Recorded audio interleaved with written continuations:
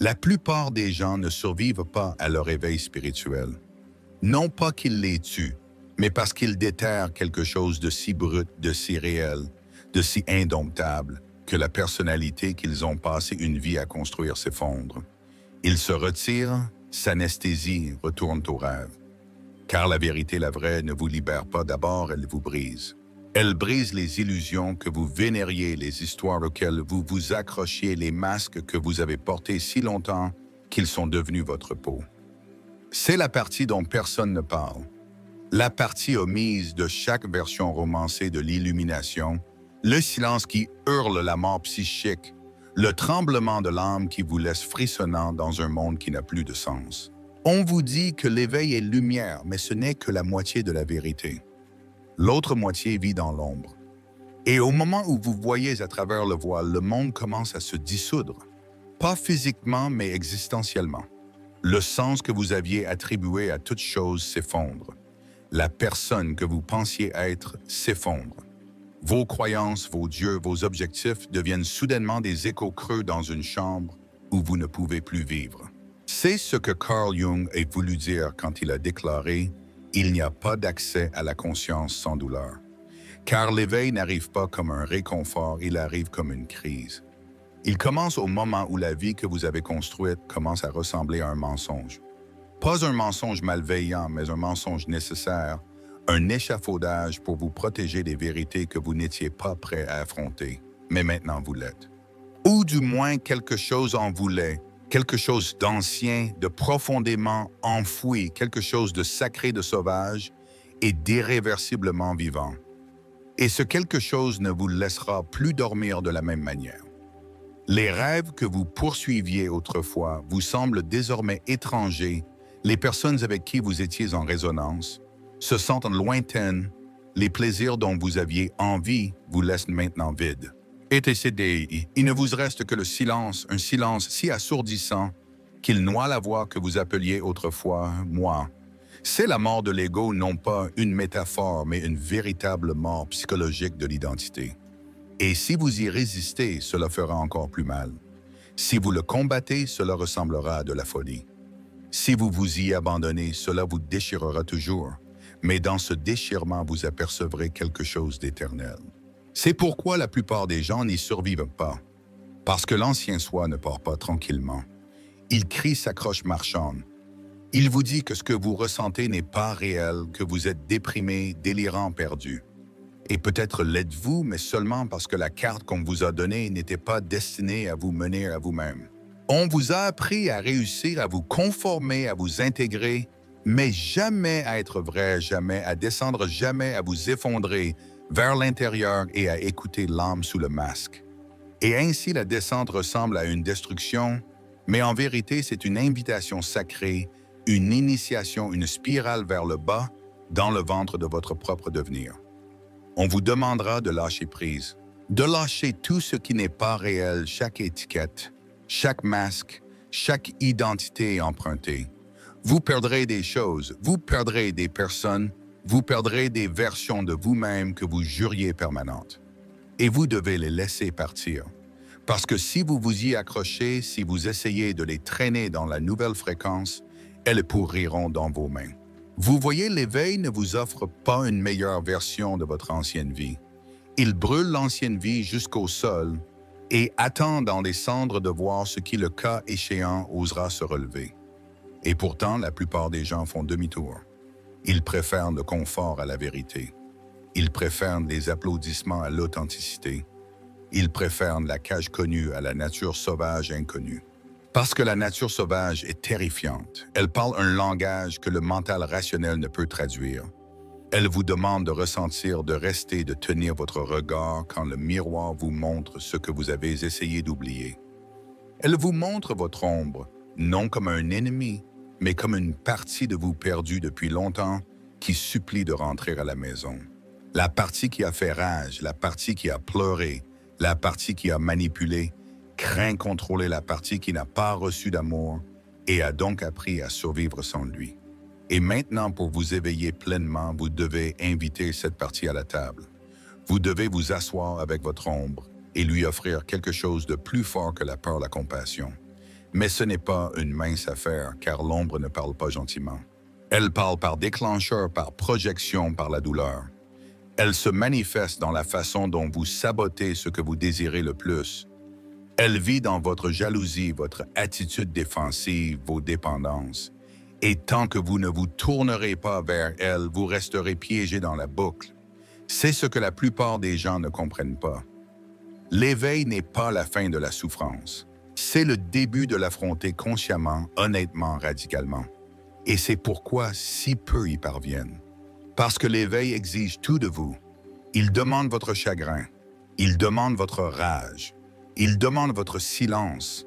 Il demande votre volonté de renaître sans la promesse de ce que vous deviendrez.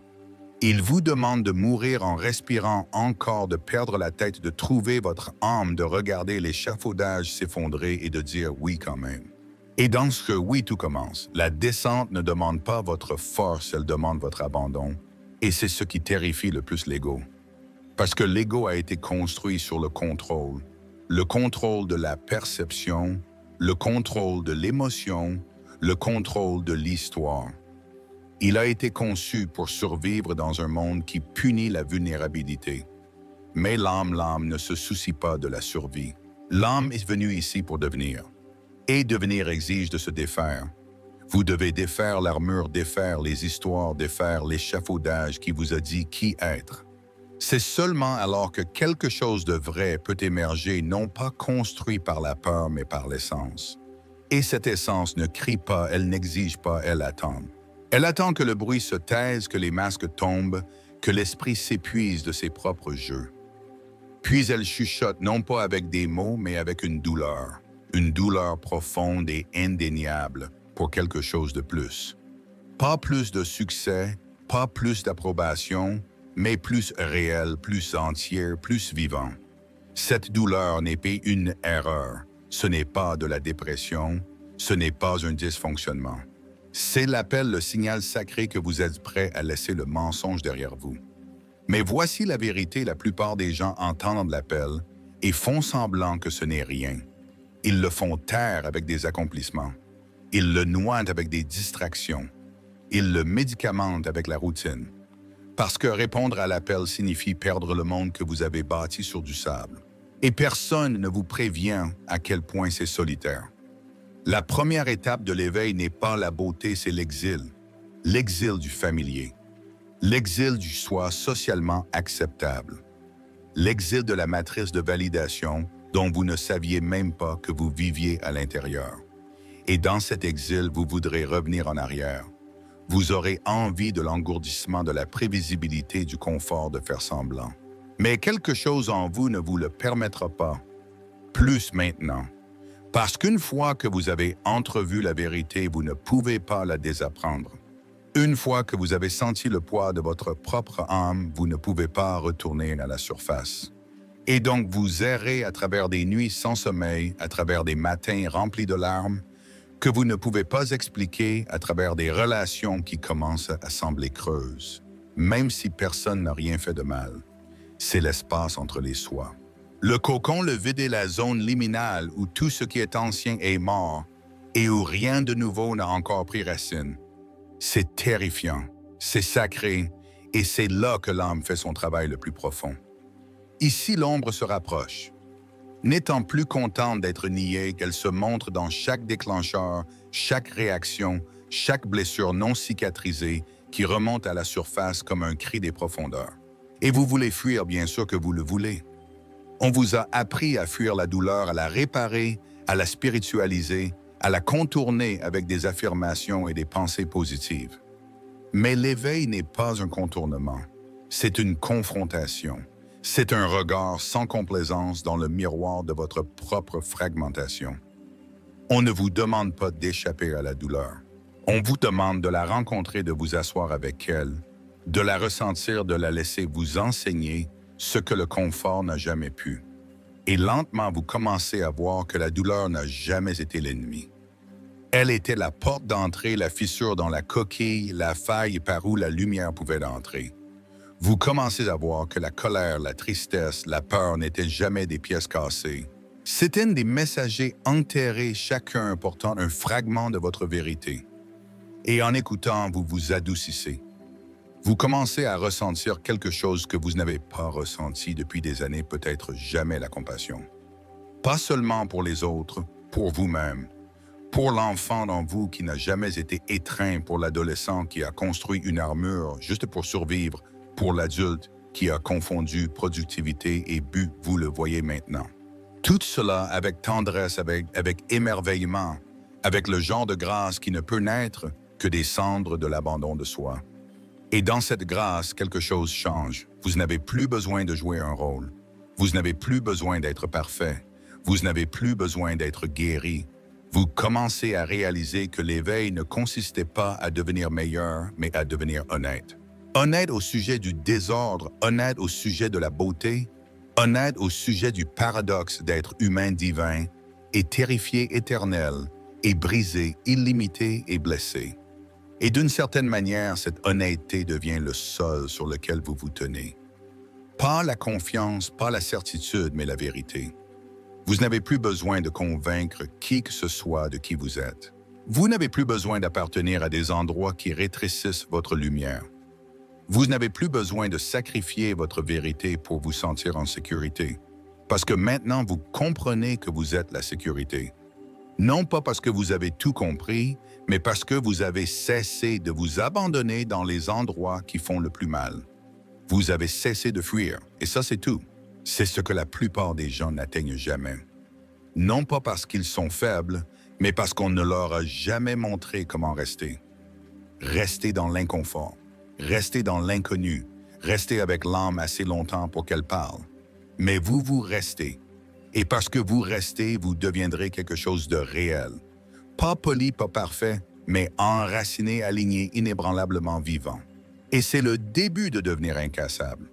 Vous commencez à voir à quel point votre vie a été construite sur des rêves empruntés. Des rêves que vous n'avez jamais choisis, ils ont été choisis pour vous par la culture, par la peur, par des générations qui ne savaient pas à quoi ressemblait la complétude, seulement ce que la survie exigeait. Et la survie exige que vous vous rétrécissiez. Elle exige que vous portiez un masque, que vous échangiez votre âme contre l'approbation, que vous enterriez vos besoins, votre vérité, votre faim sous un sourire qui n'atteint pas vos yeux. Mais vous ne survivez plus, vous vous éveillez.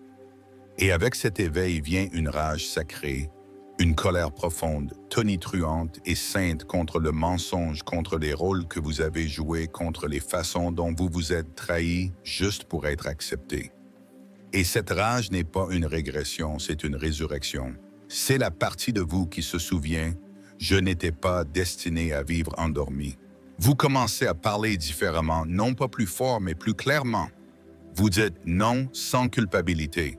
Vous dites oui sans trop vous expliquer. Vous cessez de vous excuser d'être entier. Et le monde ne sait pas quoi faire de cette version de vous.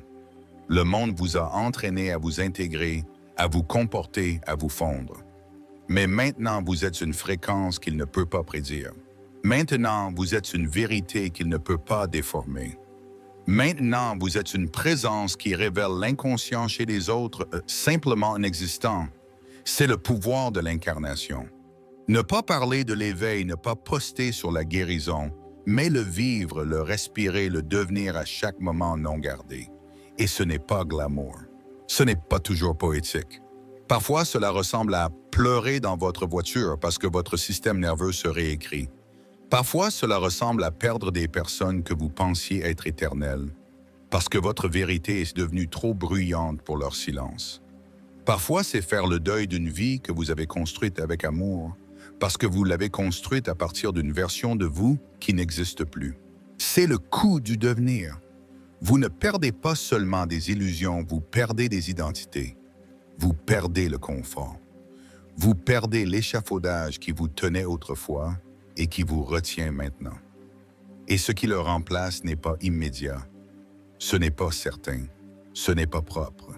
C'est un vide, une vaste et sainte vacuité où l'ancien n'a plus sa place et où le nouveau ne s'est pas encore formé.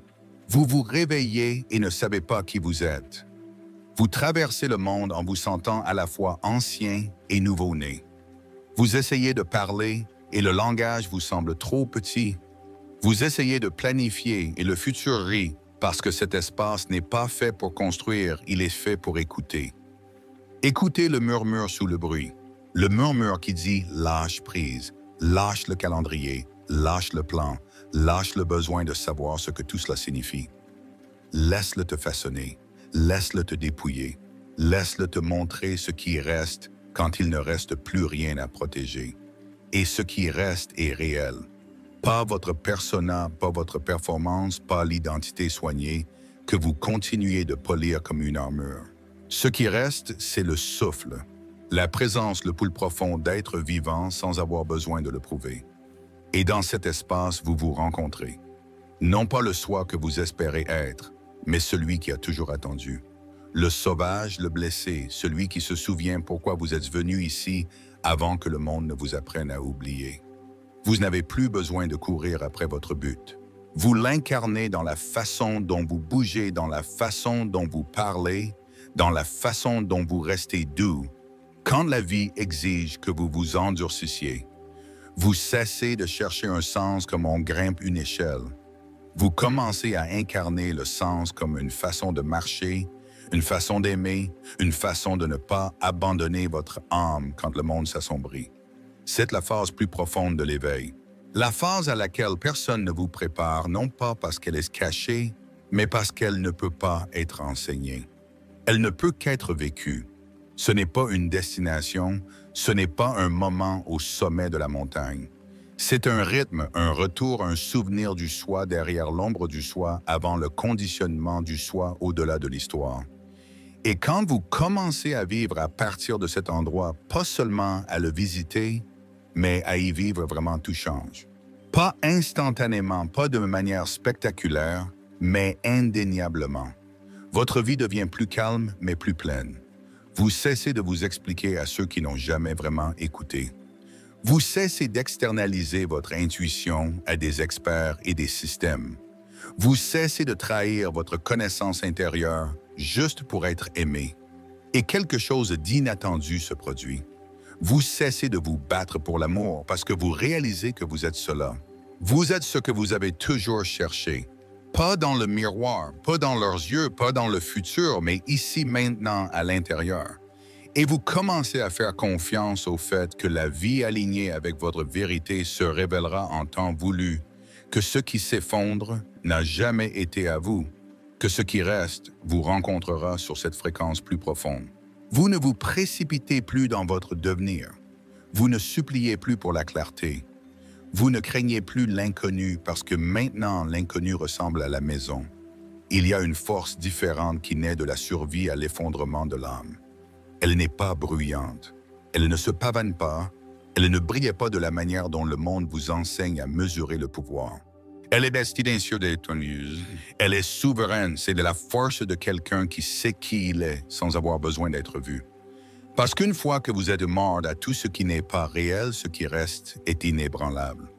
Non pas parce qu'il ne peut pas se briser, mais parce qu'il a été brisé et est revenu sous une forme plus profonde. Vous ne marchez plus dans la vie à la recherche de preuves que vous comptez. Vous marchez comme une preuve, non pas pour le monde, mais pour votre propre âme, pour la partie de vous qui se souvient de ce qu'il en coûte de récupérer votre voie, de marcher seul, de brûler le mensonge pour vous sentir à nouveau réel. Ce genre de force ne se construit pas du jour au lendemain. Il se forge dans le feu, dans le tremblement, avant la vérité. Dans les nuits où vous pensiez ne pas survivre, et maintenant il n'y a plus besoin de survivre. Maintenant il n'y a que la vérité. Vous vivez plus simplement maintenant. Non pas parce que la vie est plus facile, mais parce que vous ne gaspillez plus d'énergie à essayer d'être ce que vous n'êtes pas. Vous ne construisez plus de relations par peur d'être seul. Vous ne vendez plus votre temps pour des éloges. Vous ne diluez plus votre profondeur pour l'acceptation. Vous vous êtes rencontrés trop profondément pour faire semblant à nouveau. Et ce qui était autrefois une malédiction, l'exil, le démantèlement, le silence ressemble maintenant à une grâce. Parce que cela vous a amené ici à cette tranquillité, à cette vérité, à ce sanctuaire intérieur que rien à l'extérieur de vous ne peut jamais donner ou enlever. Vous regardez les autres maintenant, alors qu'ils courent, se produisent, souffrent pour l'appartenance, pour suivre le sens comme des ombres. Et vous ne jugez pas parce que vous y étiez, parce que vous portez encore la cicatrice. Mais vous portez aussi la lumière, non pas celle qui aveugle, mais celle qui invite, celle qui dit « Tu as le droit d'arrêter de courir maintenant. Tu as le droit de ressentir. Tu as le droit de rentrer chez toi. » Et certains le feront. Ils verront en vous ce qu'ils sont en train de mourir de se souvenir en eux-mêmes. Et certains ne le feront pas. Et ce n'est pas grave parce que vous n'avez plus besoin de réveiller les autres. Vous avez simplement besoin de rester éveillé, de rester ancré, de rester ouvert, de rester réel. C'est la révolution tranquille. Ne pas combattre le système, mais ne plus le nourrir de votre énergie. Ne pas prêcher le changement, mais incarner ce qui ne peut plus être nié. Votre seule présence devient un miroir. Non pas un qui flatte, mais un qui reflète, et certains se briseront devant lui. D'autres s'éveilleront. Mais votre travail n'est pas de gérer leurs réflexions. Votre travail est de rester le miroir, de rester la clarté, de rester le feu. C'est ainsi que l'éveil spirituel devient pouvoir. Non pas par la performance, mais par la permanence. Vous devenez ce qui ne peut être déplacé, parce que vous ne vivez plus de la surface. Vous vivez de la source du soi qui n'a jamais été perdu, seulement oublié. Et maintenant vous vous souvenez. Vous vous souvenez comment vous reposer sans culpabilité. Vous vous souvenez comment ressentir sans honte. Vous vous souvenez comment parler sans vous rétrécir. Vous vous souvenez comment traverser le monde sans vous expliquer parce que votre existence n'est plus une question. C'est une réponse. Vous ne demandez plus « Qui suis-je censé être ?» Vous murmurez « Je suis déjà ». Et c'est le dernier seuil, non pas devenir plus, mais devenir vous. Tout de vous le saint, le désordonné, le divin, le brisé, le guéri, le non guéri, le devenir. Tout est enfin autorisé. Vous n'essayez plus d'échapper à l'expérience humaine.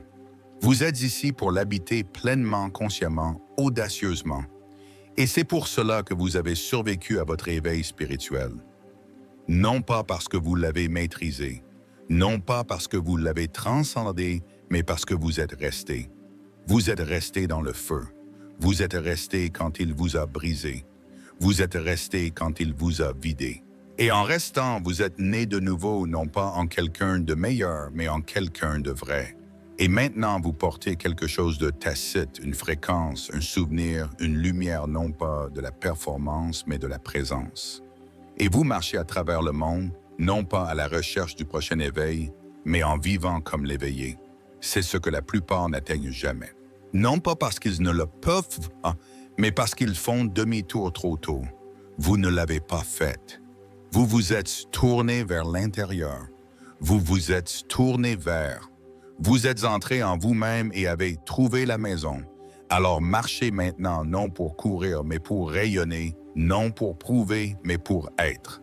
Et laissez le monde ressentir ce qui ne peut être ressenti que dans la présence de quelqu'un qui a touché le feu et n'a pas fui.